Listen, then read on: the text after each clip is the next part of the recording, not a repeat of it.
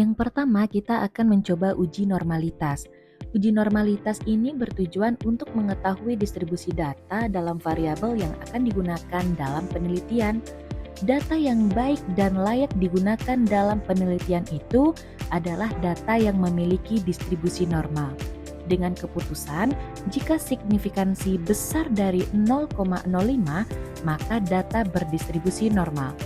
Namun jika signifikansinya kecil dari 0,05, maka data tidak berdistribusi normal. Langsung saja kita cobakan yang pertama, kita buka aplikasi SPSS. Di sini ada dua, ada data view dan variable view. Yang pertama itu kita coba isi variable view-nya dulu berdasarkan data yang sudah kita sediakan. Di sini saya memiliki data hasil belajar nilai IPA siswa kelas 6 di Kecamatan Pariaman Selatan dengan sampel 2 sekolah, yaitu SDN 06 TGL dan SDN 07 TBP. Jadi di variable view ini kita isi dulu pada name. Yang pertama itu sekolah, yang kedua itu nilai. Lanjut pada desimal itu kita jadikan 0. Pada label yang pertama kita buat SDN Kecamatan Pariaman Selatan, kita singkat Parsel. Dan untuk nilai kita tulis nilai IPAS.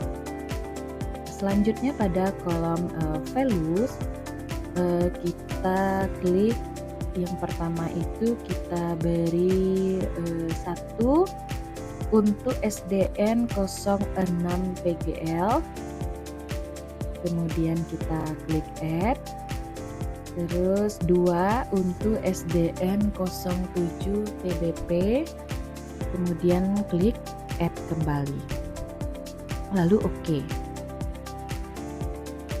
Nah, lanjut untuk measure kita jadikan ke scale. Nah, rasanya untuk variable view ini tercukupkan. Lanjut kita ke data view. Pada data view udah muncul 2 kolom, yaitu kolom sekolah dan nilai.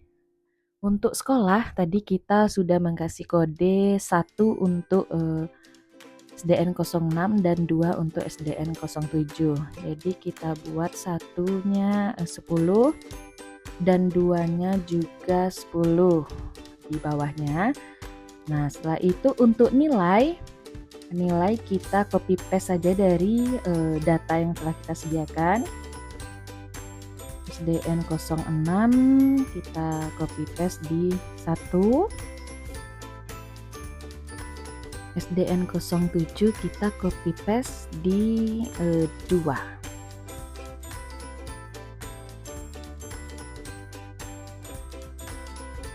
Oke.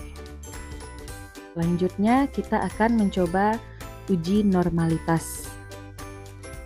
Caranya yaitu kita klik analyze, lalu pilih deskriptif statistik, kemudian klik explore. Ada dependent list dan factor list. Nilai IPAS kita pindahkan ke atas dependent list, SDN kita pindahkan menjadi factor list. Setelah itu pilih plots dan jangan lupa diklik normality plots with test. Setelah dipastikan terchecklist, kita continue dan klik OK.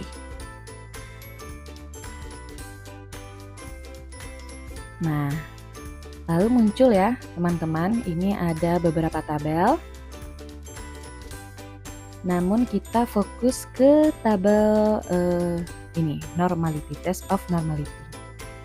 Di tabel ini kita bisa melihat nilai signifikansinya SDN 06 PGL 0,958, SDN 07 TBP 0,981.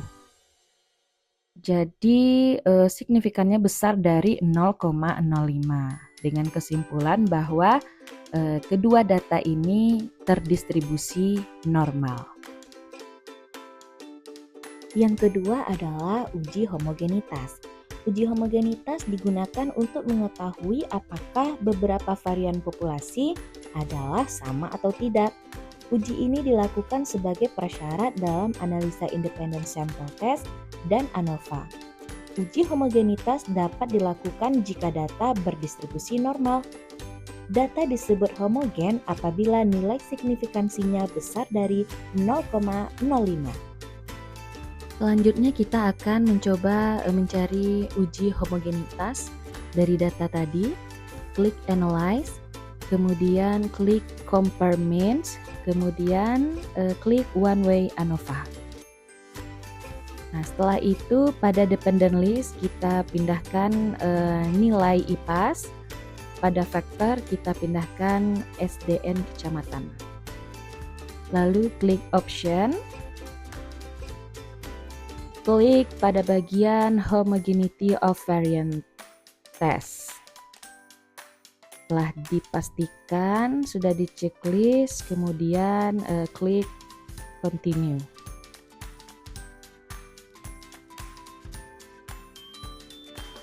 Setelah itu klik OK.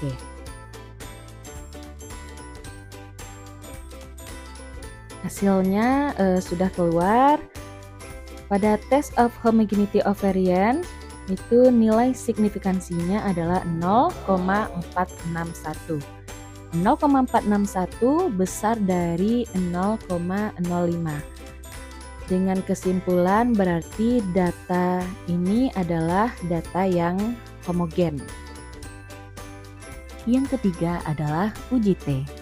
Uji T terdiri dari dua macam, yaitu uji T1 sampel dan 2 sampel. Uji T1 sampel atau one sample t-test digunakan untuk membandingkan rata-rata suatu sampel dengan suatu nilai konstanta tertentu. Uji T2 sampel atau two samples t-test terdiri dari dua macam. Yang pertama, dua sampel berpasangan atau dependent or paired sample t-test membandingkan rata-rata dan grup yang saling berpasangan, yaitu sampel dan subjek yang sama namun terdapat perlakuan berbeda. Setelah itu dua sampel bebas atau independent t-test membandingkan rata-rata dua grup yang tidak saling berpasangan, yaitu dua subjek yang berbeda. Dengan pengambilan keputusan, jika signifikansi besar dari 0,05, maka tidak terdapat perbedaan yang signifikan. Jika signifikan kecil dari 0,05, maka terdapat perbedaan yang signifikan. Lanjut, kita akan mencoba independent t-test pada data yang tadi juga. Pertama-tama kita klik Analyze, lalu klik Compare Means, lalu klik Independent Sample t-test. Setelah kita klik akan muncul tampilan seperti ini. Pada test variable kita pindahkan nilai IPAS. Pada grouping kita pindahkan SDN, kemudian kita isi define groups. Grup 1 kita isi dengan 1, grup 2 kita isi dengan 2, lalu continue dan OK. Kemudian kita dapatkan hasilnya. Nah, nilai signifikansinya yaitu 0,535, di mana 0,535 adalah besar dari 0,05. Dengan kesimpulan bahwa data ini tidak terdapat perbedaan yang signifikan. Selanjutnya kita akan mencoba paired sample t-test dengan data hasil belajar IPA siswa sebelum menggunakan PID dan sesudah menggunakan PID. Pada variable view itu kita buat pada kolom name itu sebelum dan sesudah. Desimalnya sama seperti yang tadi, kita jadikan 0. Kemudian labelnya kita buat sebelum menggunakan PID dan sesudah menggunakan PID. Setelah itu untuk measure kita ubah menjadi scale kedua-duanya. Rasanya cukup pada variable view. Lanjut kita beralih ke data view. Yang sudah ada sebelum dan sesudah tadi nilainya kita copy paste ke SPSS, nilai sebelum dan juga nilai sesudah. Kita copy paste-kan juga. Setelah itu klik Analyze, kemudian pilih Compare Means, Paired Sample T-Test. Pada variabel 1 itu kita isi sebelum PID, kita geser. Yang sudah menggunakan PID kita pindahkan ke variabel 2. Maaf, sebelum di variabel 1 dan sesudah di variabel 2. Oke. Setelah itu klik OK. Nah, setelah itu kita lihat hasilnya paired sample.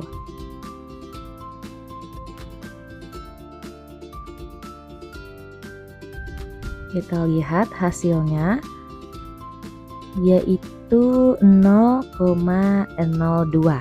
di mana 0,02 itu kecil dari 0,05. Dengan kesimpulan, terjadi perubahan yang signifikan dari hasil belajar siswa kelas 6 dengan menggunakan media pembelajaran berupa papan interaktif digital. Yang terakhir, kita akan membahas uji ANOVA. One way ANOVA ini bisa disebut dengan uji ANOVA atau Analysis of Variance, uji ANOVA satu arah atau faktor. Uji ANOVA merupakan uji bidat 3 kelompok yang tidak berpasangan. Uji ANOVA bertujuan untuk mengetahui ada atau tidaknya perbedaan rata-rata 3 kelompok yang tidak berpasangan. Dengan pengambilan keputusan, jika signifikansi besar dari 0,05, maka tidak terdapat perbedaan yang signifikan. Sementara jika signifikansi kecil dari 0,05, maka terdapat perbedaan yang signifikan. Mari kita coba untuk melakukan uji ANOVA. Dengan data yang sama, namun kita menambah satu sampel lagi, yaitu SDN 08 MRG. Kita buka SPSS pada variabel view, kita masih isi seperti biasa. Name-nya kita isi dengan sekolah, satu lagi kita isi dengan nilai. Desimal kita jadikan 0, kedua-duanya kita jadikan 0. Label kita beri nama SDN Kecamatan Pariaman Selatan. Nilai kita buat nilai IPAS. Nah, bedanya di sini pada kolom values, di sini ada 3, 1 SDN 06 PGL, kita add, 2 SDN 07 TBP, kita add lagi, 3 SDN 08 MRG, kita add, lalu klik OK. Nah, untuk measure kita ganti scale. Rasanya cukup untuk variabel view. Kita lanjut ke data view. Pada kolom sekolah kita klik 1 untuk 10 data, sama seperti uji sebelumnya. 2 untuk 10 data, dan 3 untuk 10 data juga. Kemudian untuk nilai, kita bisa langsung copy paste-kan saja dari data yang telah tersedia. SDN 06 pada 1, SDN 07 Topo pada 2, SDN 08 Marunggi pada ketiga. Sebelumnya kita lakukan uji normalitas terlebih dahulu, ambil analyze, selanjutnya descriptive statistik dan explore.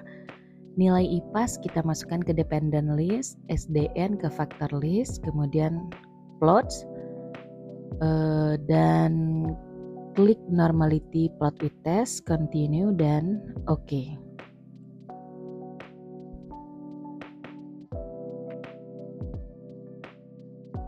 Setelah itu kita lihat hasil normalitasnya data ini. Kita lihat di bagian tabel test of normality. Didapatkan datanya ada 0,958, 0,981 dan 0,904. Jadi nilai signifikansinya lebih besar dari 0,05, dengan kesimpulan berarti data ini terdistribusi normal. Dengan demikian kita bisa langsung uji ANOVA. Kita ambil analyze, selanjutnya compare means, kita ambil one way ANOVA. Setelah itu nilai IPAS kita letakkan pada dependent list. SDN kecamatan parsel kita letakkan di faktor. Kemudian kita pilih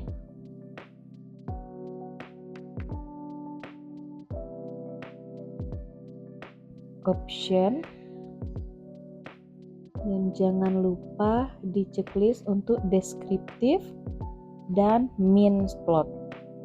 Kemudian klik OK.